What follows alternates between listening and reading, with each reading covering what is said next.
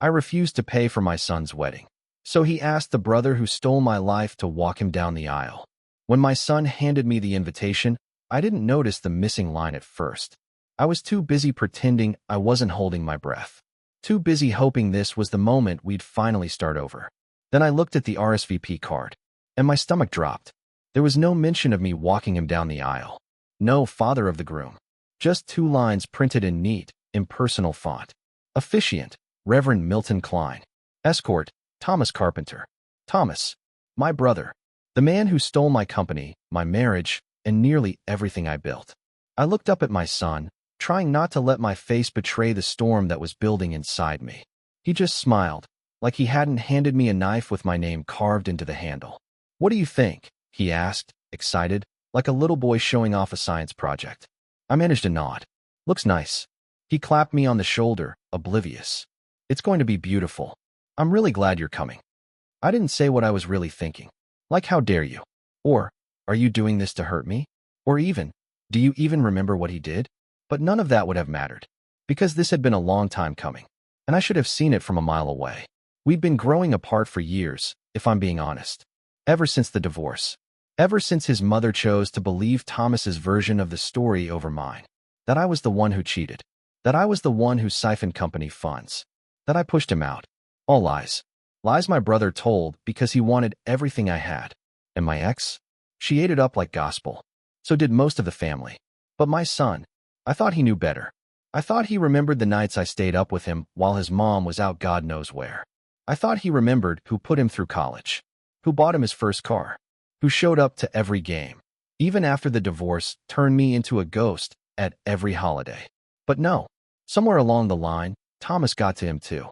I should have known it the day I said I wouldn't bankroll a $70,000 destination wedding. "We can do something elegant but simple," I told him. "There's no need to go into debt over a party." He just stared at me cold. "It's not just a party, Dad. It's the most important day of my life." I remember sitting there, looking at my son's face, thinking, when did you start talking like a tabloid groom? Then came the real kicker. "Uncle Thomas already offered to help," he said. "He believes in the vision. He gets it." That's when I knew. This wasn't just about money. It was about replacement. About erasure. About rewriting history to fit the narrative that made everyone else more comfortable. I didn't argue. I just said, then let him pay for it.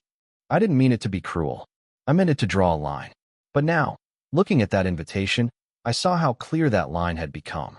I was out. Officially. And Thomas? He wasn't just paying. He was taking my place. I stood there, holding that invitation like it might catch fire in my hands. And for the first time in a long time, I realized something. Maybe it was time to stop fighting for a seat at a table where I was no longer welcome.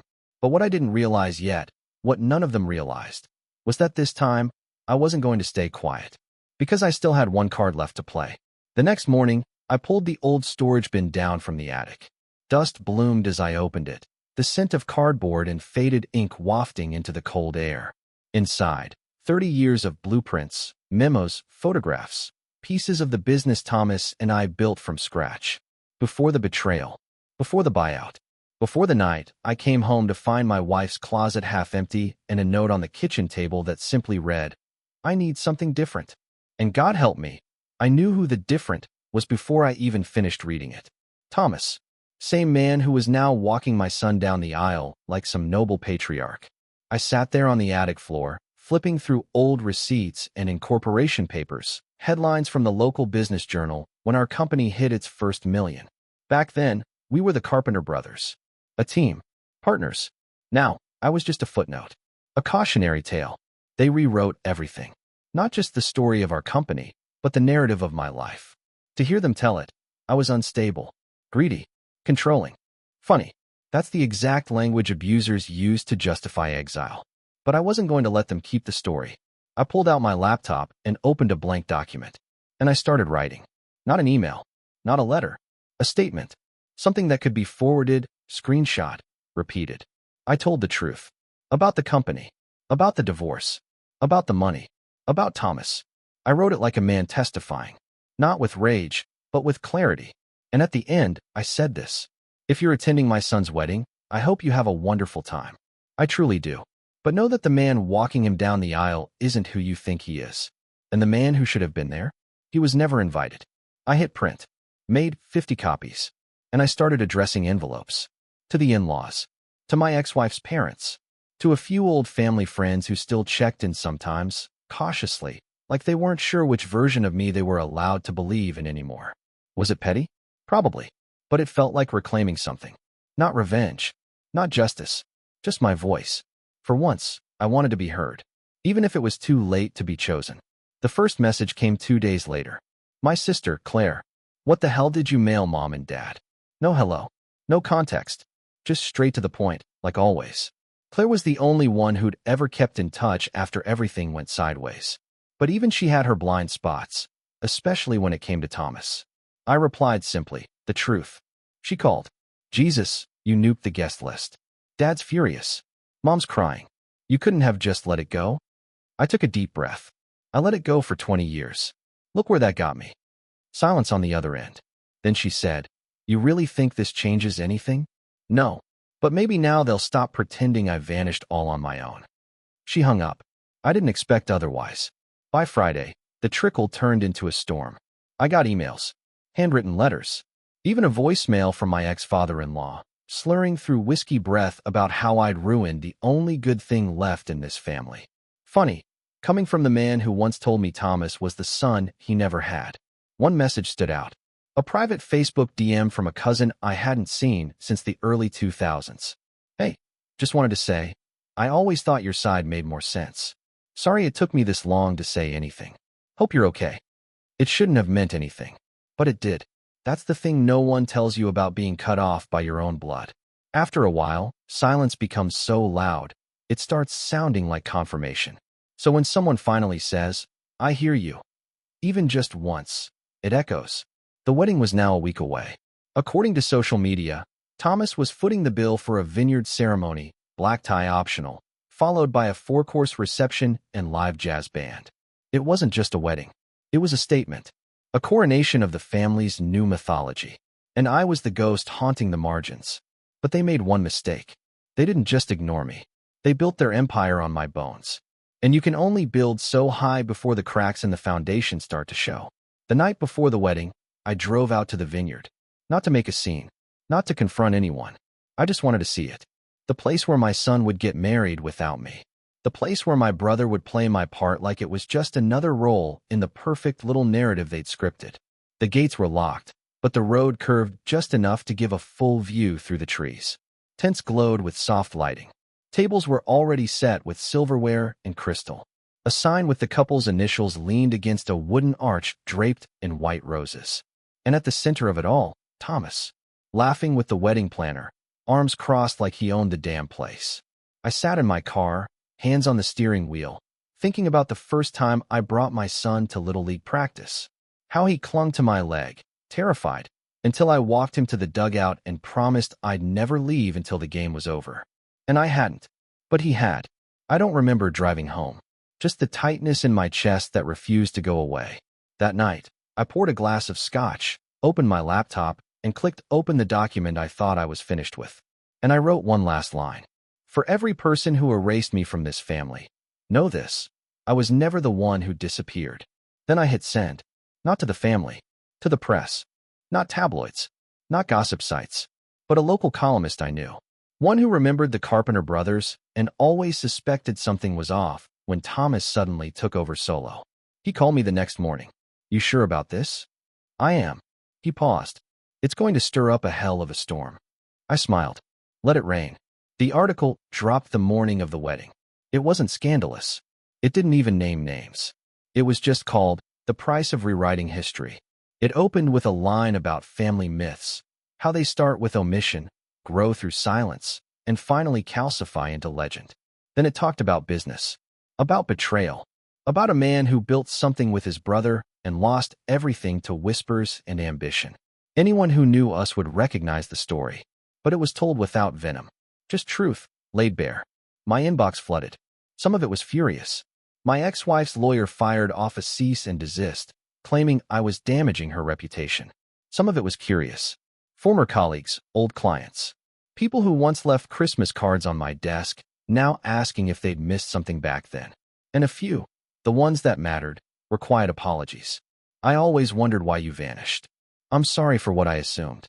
You deserved better. I didn't reply to most. I just watched the ripples. Meanwhile, social media was aflame. Not because of the article, but because the wedding wasn't going smoothly. Apparently, the bride's family hadn't taken kindly to the news.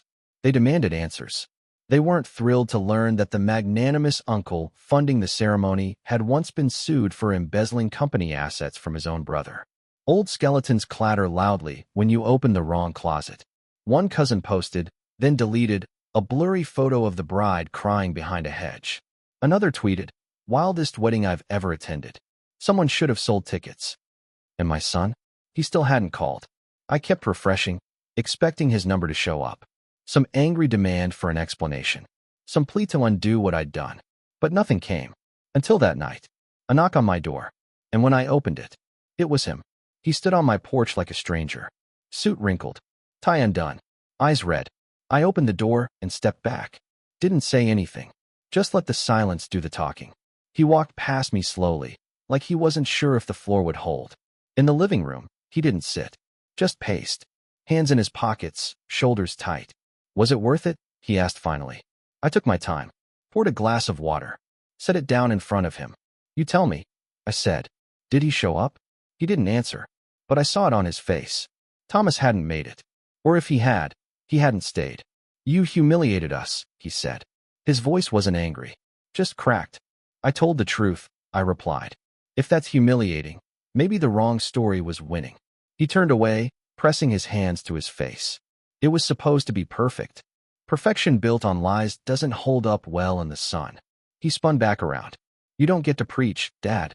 You left. You let it happen." That hit hard. Because he wasn't wrong. Not entirely. "I didn't fight the way I should have," I said.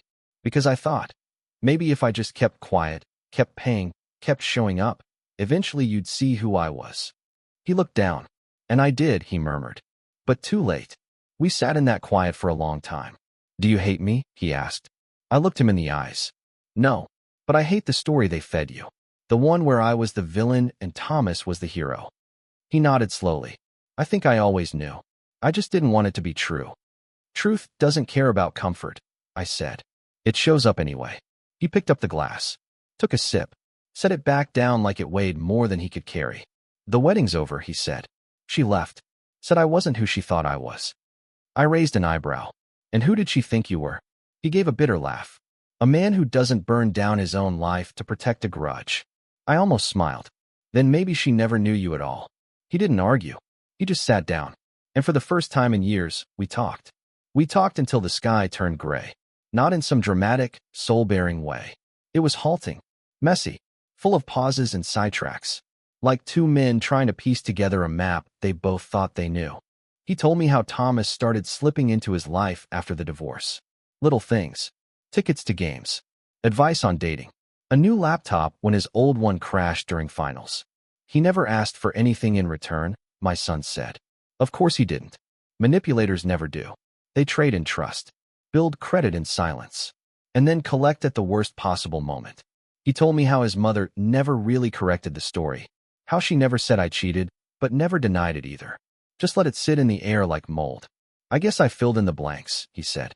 "I wanted to be angry. I wanted to scream. You should have asked me. But I didn't. Because I remembered how lonely I felt back then, how defeated, and how I never gave him my side either. I just disappeared into politeness, into dignity, thinking that silence was strength. But it wasn't. It was surrender. I should have told you everything," I admitted. He nodded. "Maybe, but I should have wanted to know." We sat like that for a long time. Then he said something that stuck. It was never about the money. Not really. It was about feeling like someone believed in me. And there it was. The whole Thomas filled.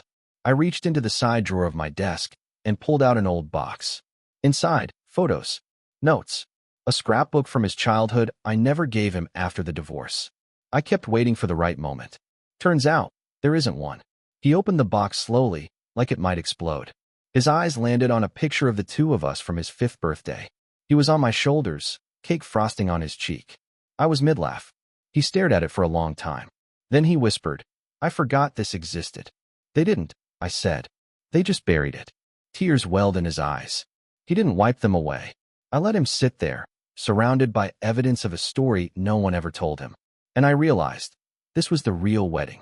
Not tuxedos and toasts, but a broken lineage being stitched back together one picture at a time. He didn't stay the night, just sat with me until the sun cracked the blinds and the pain in his eyes dulled to something closer to peace. When he stood to leave, he looked around my small, quiet house like he was seeing it for the first time. "You kept everything," he said softly. "Of course I did," I replied. "You were never gone to me." He looked down, swallowed hard, then nodded. No hug, no movie ending, just a lingering silence that felt more like a promise. After he left, I cleaned up the empty glass, turned off the porch light, and sat back down in that same chair. I don't know how long I sat there. Long enough for the morning news to start playing in the background. Long enough for the phone to buzz again. This time, it was Thomas. I let it ring. Then I blocked the number. There wasn't going to be a confrontation. No dramatic showdown. No family courtroom with guilt and blame thrown like grenades. Just silence. Because some men deserve to be erased from the story they stole. I spent the next week rebuilding. Not my reputation. That ship sailed long ago. But my space. I took the old photos from the box and framed them. Hung them in the hallway. Bought a new record player. Started listening to the jazz albums my son and I used to play on Saturday mornings. It wasn't healing exactly. It was remembering. And in remembering, something softened. Claire came by. She didn't say much. Just stood in the hallway staring at one of the photos. "He looks like you," she said. "He always did," I replied. She hugged me. The kind of hug that carried apology without needing the words. Then she handed me something. A wedding favor bag with a cracked bottle of mini champagne and a note that read, "I think you saved me, even if it doesn't feel that way yet." See, I stared at the note for a long time. Not because it made everything okay, but because it meant someone finally said what I had been waiting to hear my whole damn life. You were right. And you mattered. Not for your money. Not for your silence. But because you never stopped showing up. Even when no one saw you. Weeks passed. No headlines. No lawsuits. Just quiet. Thomas faded like smoke.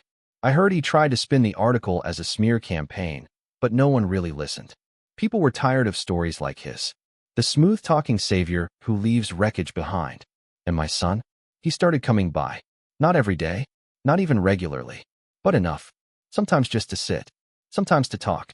Sometimes to help me fix the fence or replant the roses his mom once loved. He was rebuilding in his own way. Still bruised. Still unsure. But he was showing up. One afternoon, we were replacing a panel in the backyard when he said, "I don't know who I am without her." I didn't pretend to have the answer.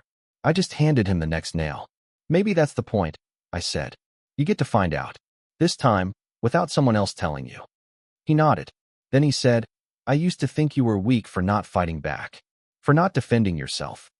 I looked at him. "And now?" He shrugged. "Now I think maybe you were just exhausted. And dignified. And maybe I was scared you were right about him. Because if you were, then I chose the wrong father." I swallowed hard. "You didn't choose wrong. You were just lied to." He didn't respond. But he kept working. We finished the fence in silence. And that night, I sat on the porch and watched the sun bleed into the horizon, thinking how strange it is that healing doesn't always arrive with fanfare. Sometimes it's just the sun hammering nails beside you. Sometimes it's a quiet nod that says, "I see you now." And for the first time in decades, I let myself believe that maybe, just maybe, the story wasn't over. Maybe it was finally starting. The final piece didn't come as some grand moment. No one stood at my door with a boombox.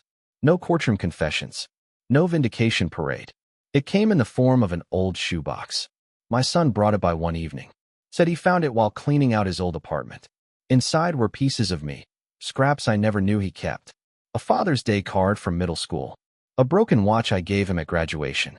A baseball with our names scribbled across it in faded Sharpie. "I didn't know why I kept it all," he said, "until I realized I was waiting to remember the truth." I sat down with that box and let the weight of it sink in. All those years where I thought I'd been erased. Turns out, I'd just been misplaced. He joined me on the porch. We didn't speak for a while. Just sat there, the box between us like a tiny shrine to a life interrupted but not lost. "Do you ever think it's too late?" he asked. I looked at him, older now but still my boy. "No," I said, "because the story isn't done. Not if you're still turning the page." He nodded. And for once, he believed it. Later that week, he sent me a photo. He'd found a new place. Smaller, simpler, but his own. And on the mantel, right in the center, sat the framed photo from his 5th birthday. The one where he's on my shoulders, cake frosting on his cheek, both of us laughing like nothing could ever go wrong. He didn't caption it. He didn't need to. And for the first time in what felt like forever, I smiled without the ache. Because I'd lost the wedding. But I got my son back.